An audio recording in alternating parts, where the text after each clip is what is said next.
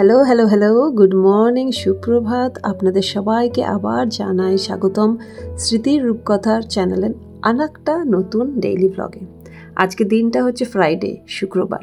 আমি working mother. আমি 4 দিন সপ্তাহে কাজ করি, সোম থেকে বৃহস্পতিবার। আর ফ্রাইডেটা আমি চেষ্টা করি আমার 2 ছেলের সাথে যতটা পারি টাইম স্পেন্ড করার। এখানে নেদারল্যান্ডসে পার্ট টাইম চাকরি করাটা খুব কমন, স্পেশালি পেরেন্টস যাদের ইয়াং কিডস আছে তাদের মধ্যে। আমার হাজব্যান্ড অয়ন, সেও 4 দিন কাজ করে পার্ট টাইম। সো সপ্তাহে আমি একদিন বাচ্চাদের সাথে টাইম স্পেন্ড করি, আর অয়নও একদিন বাচ্চাদের সাথে টাইম স্পেন্ড করে। রেস্ট উইকেন্ডসগুলোতে অফকোর্স আমরা একসাথে অ্যাজ এ ফ্যামিলি থাকি। আর বাচ্চারা 3 দিন স্কুলে যায়। অ্যাকচুয়ালি স্কুল বলাটা আমার ঠিক হলো না, আমার 2 বাচ্চাই খুবই ছোট, তাই তারা দুজনই প্রি স্কুলে যায় একসাথে। আজকে ওয়েদারটা একটু স্ট্রেঞ্জ, সকাল থেকেই যখন তখন ঝিরিঝিরি বৃষ্টি পড়ছে, কিন্তু ভাগ্যি ভালো টেম্পারেচারটা তেমন ঠান্ডা নয়, এই একটা টপ পরেই থাকা যাচ্ছে। এমনিতে শুক্রবারটা আমি চেষ্টা করি বাচ্চাদের নিয়ে একটু বাইরে বেরিয়ে আসতে, কখনো গ্রসারি শপিং চলে যাই বা আবার কখনো পার্কে চলে যাই, কিন্তু আজকে ভাবছি সারাটা দিন ঘরেই থাকবো। ওয়েদারটা ভারী আনপ্রেডিক্টেবল, আর ঘরেও অনেক কয়েকটা কাজ পেন্ডিং পড়ে রয়েছে, সেই কয়েকটা কাজ আস্তে আস্তে সেরে নিতে হবে।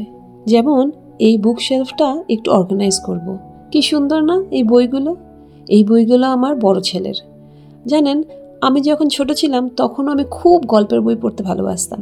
আমার বাপি আমাকে অনেক কমিক্স কিনে দিত, যেমন টিনটিন, টারজান, চাচা চৌধুরী আমার খুব ভালো লাগতো। এই বই দেখলে আমার সেই সব দিনের কথা মনে পড়ে যায়, গুড মেমোরিজ। আমার ছোট ছেলে এখন হামাগুড়ি দিতে শিখেছে, কিছু সাপোর্ট নিয়ে সে দাঁড়ানোর চেষ্টা করছে। এই বুকশেলফটার বইগুলো টেনে টেনে ফেলতে তার ভারী মজা লাগে, তাই কাল রাত্রে একটা কিডস বুকশেলফ অর্ডার করে ফেললাম। বুকশেলফটা ডেলিভার করলেই এই বইগুলোকে বড় ছেলের রুমে শিফট করে দেবো ভাবছি।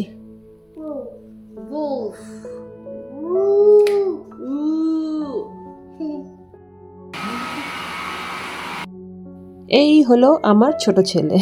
আমার মা ওকে ছোটু সাহেব বলে ডাকে। নামটা বেশ ভালো দিয়েছে, তাই না? আমার বেশ পছন্দ।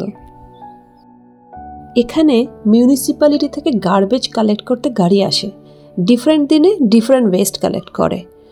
অনেকগুলো পেপার জমা হয়েছে, ওই যে অনলাইন থেকে খুচুর অর্ডার করেই চলেছি।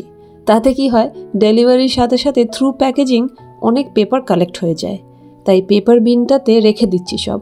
যেদিন গাড়িটা আসবে এই ব্লু কাভারের বিনটা ঘরের সামনে রেখে দিতে হবে। ওনারা আসবেন, পেপারগুলো কালেক্ট করবেন আর বিনটা এমটি করে আবার রেখে দিয়ে যাবেন। চলুন, এবার অনেকগুলো কাজ হয়ে গেছে, এখন আমি ডিনারটা সেরে নিই। আজকে আমি চটজলদি বানাবো ডিম কারি। ওই 6টা ডিম সিদ্ধ করে নিয়েছি, আর একটু নুন আর হলুদ দিয়ে ভালো করে মাখিয়ে সাইডে রেখে দিলাম। সাথে নিয়েছি 2টো আলু, এটাকে একটু ছিলে একটু কেটে কেটে নেব।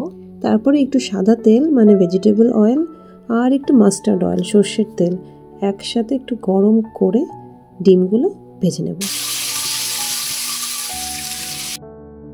এরপরে 2টো মিডিয়াম সাইজ লাল লাল টমেটো কেটে নিলাম আর একটা মিক্সার গ্রাইন্ডারে দিয়ে দিলাম। আমার আবার একটু টমেটোটা বেশি ভালো লাগে ডিম কারিতে, তাই আমি একটু বেশি দিই। আর সাথে দিয়ে দিলাম হাফ পেঁয়াজ। আর ওইদিকে ডিমের পরে আলুগুলোও একটু ভাজা ভাজা করে নিলাম। আর মিক্সার গ্রাইন্ডারে দিয়ে দিলাম একটু জিঞ্জার গার্লিক পেস্ট, আর সব একসাথে ভালো করে একটা পেস্ট, স্মুথ পেস্ট বানিয়ে নিলাম।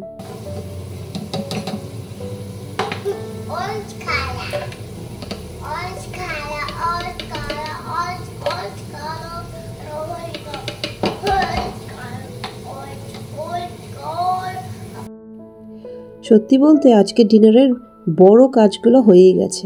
এখন শুধু বাকি আছে এই গরম তেলে ড্রাই স্পাইসেসগুলো ভালো করে টেম্পারিং করে নিলাম। তার মধ্যে ভালো করে টেম্পারিং হয়ে যাওয়ার পরে ওই যে স্মুথ একটা ওয়েট পেস্ট বানিয়েছিলাম সেটা দিয়ে দেবো। এখন একটু টাইম কনজিউমিংয়ের ব্যাপারটা, একটু আস্তে আস্তে এটাকে ভালো করে কষাতে হবে যতক্ষণ না পুরো ময়েশ্চারটা আউট হয়ে যায়। সেটা হয়ে গেলে এই একটা পেস্ট বানিয়েছি উইথ ডিফারেন্ট পাউডার্স, এইটা জল দিয়ে একটু পেস্ট বানিয়ে আমি এর মধ্যে দিয়ে দিলাম। এখন আবার এটাকে নাড়াচাড়া করতে করতে যখন ভালো করে কষে যাবে আর অয়েলটা রিলিজ হয়ে যাবে, তখন আমি দিয়ে দেবো গরম জল। গরম জল দিয়ে একটা সুন্দর স্মুথ লিকুইডই একটা পেস্ট টাইপের হয়ে যাবে।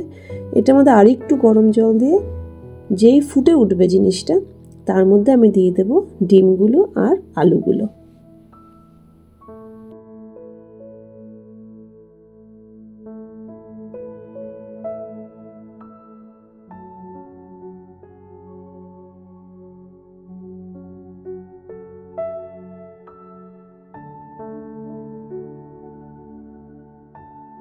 বেশ রংটা কিন্তু ভালোই এসেছে, তাই না ডিম কারিটার?